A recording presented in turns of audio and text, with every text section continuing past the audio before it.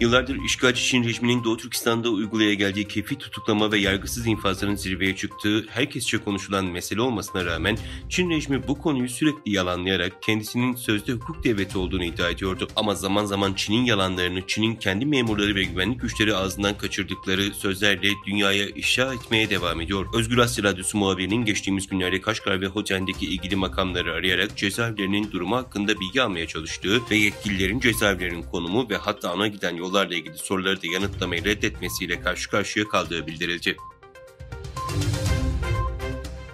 Yılın Mart ayında Kanada Mısır güvenlik güçleri tarafından tutuklanan ve Çin'e geri gönderilme tehlikesiyle karşı karşıya kalan Mısır'daki El Eser Üniversitesi öğrencisi bir Uygur'a sığınma hakkı verdi.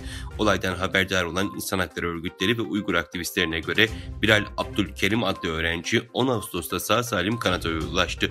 Bilal Abdülkerim Birleşmiş Milletler Mülteciler Yüksek Komiserliği tarafından siyasi sığınmacı statüsü verilmesine rağmen 21 Mart 2023'te kimlik kartının geçerlilik süresinin dolmasına 2 gün kala Mısır güvenlik güçleri tarafından Kahire'de tutuklandı ve yetkililer onun nerede olduğunu bir sır olarak sakladılar.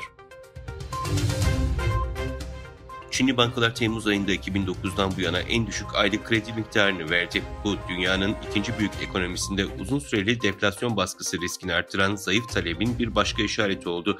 Çin Merkez Bankası Cuma günü yeni kredilerin Temmuz ayında 345,9 milyar yuan'e ulaştığını açıkladı. Bloomberg anketinde ekonomistlerin beklentisi 780 milyar yuan olması yönündeydi. Geniş bir kredi ölçüsü olan toplam finansman geçen ay 528,2 milyar yuan oldu ve yine tahminlerin oldukça altında kaldı. Çin Devlet Güvenlik Bakanlığı ABD Merkezi İstihbarat Teşkilatı CIA için casusluk yaptığından şüphelenilen bir Çin vatandaşının ortaya çıkarıldığını açıkladı. Bakanlığın WeChat kanalından yapılan açıklamada bir askeri sanayi grubu için çalışan Zheng soyadlı Çin vatandaşının İtalya'da bulunan bir CIA ajanı tarafından işe alındığı bildirildi. Çin Dışişleri Bakanı Wang Yi geçen hafta Güney Çin Denizi'nde iki ülke arasında egemenlik ihtilafına konu olan Spratly adaları yakınında resifte bulunan Filipin gemisine tazikli su sıkılmasının yol açtığı gerginliğin ardından bölgedeki durumun birlikte kontrol edilmesi çağrısında bulundu. Çin ajansı Xinhua'nın haberine göre Dışişleri Bakanı Wang Yi, Singapur ve Malezya'ya ziyaretlerindeki temaslarında muhataplarıyla Güney Çin Denizi'ndeki duruma dair değerlendirmeler yaptı. Türkmenistan Dışişleri Bakanı Raşid Maladov, Türkmenistan'ın Trans-Hazar Boru Hattı projesinin uygulanması konusunda Avrupalı ortaklarla işbirliğini sürdürmeye hazır olduğunu söyledi.